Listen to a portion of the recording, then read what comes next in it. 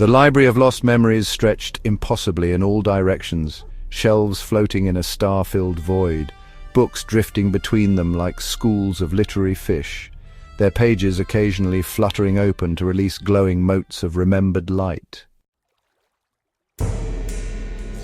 Sarah stood frozen, the photograph of her mother clutched in trembling fingers.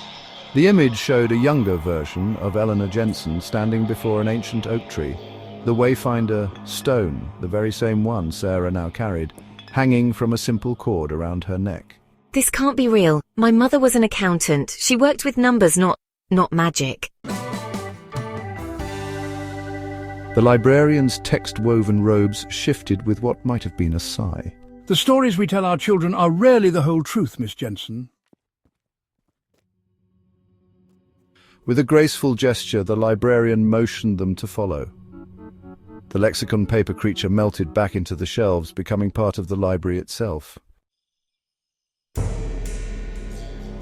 They walked along a pathway that materialized beneath their feet, passing sections of the library where books were chained to their shelves, others where they hovered like hummingbirds, and still others where the books appeared to be reading themselves aloud in hushed, reverent tones.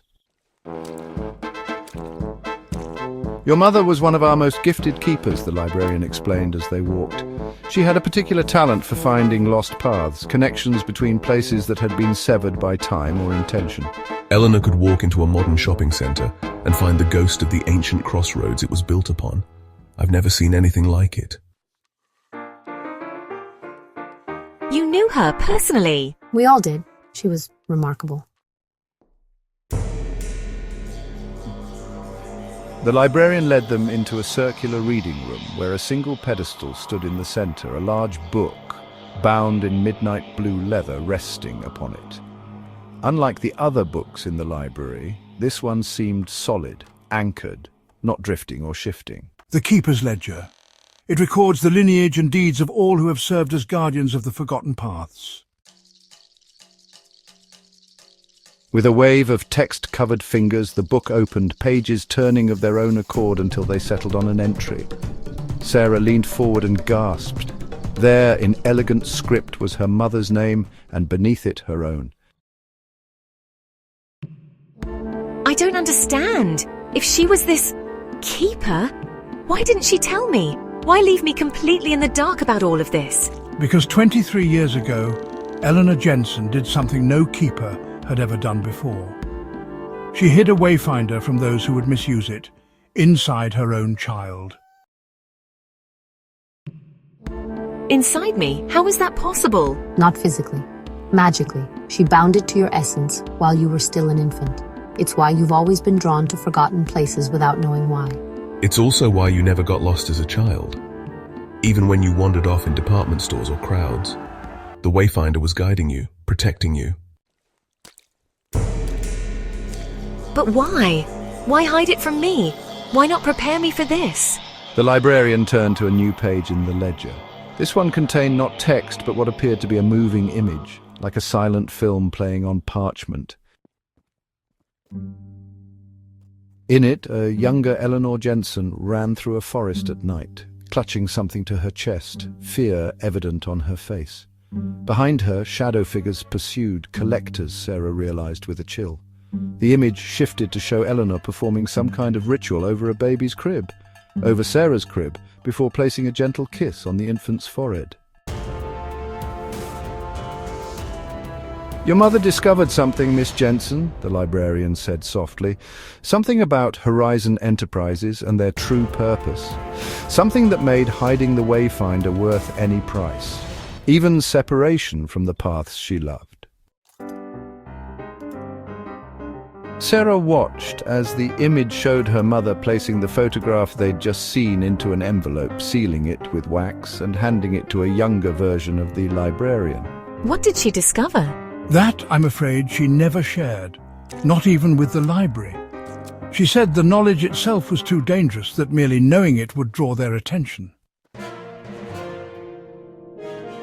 They're the collectors. No, they're masters. A tremor ran through the library then, subtle but unmistakable. Books shuddered on their shelves and distant chimes rang in warning. They're testing the outer defenses again. We don't have much time. For what? For your training. If you're to have any chance of completing what your mother began, you need to learn how to use the wayfinder properly. I never agreed to any of this. I just wanted to understand why places were disappearing in Millfield. Sarah, I'm sorry, but that choice was made the moment the Wayfinder awakened. Horizon knows you have it now. They won't stop hunting you. Then I'll give it to them. Take it. I want no part of this. She tried to set the wayfinder down on the pedestal, but it wouldn't leave her hand, clinging to her palm as if magnetized. It doesn't work that way. The bond your mother created is part of you now. The Wayfinder can no more leave you than your own shadow. Another tremor shook the library, stronger this time. In the distance, alarms began to sound. We've lingered too long. We need to move to the inner archives. I'll show you to the training grounds. If the patterns hold, we have perhaps 3 days before they breach the main defenses.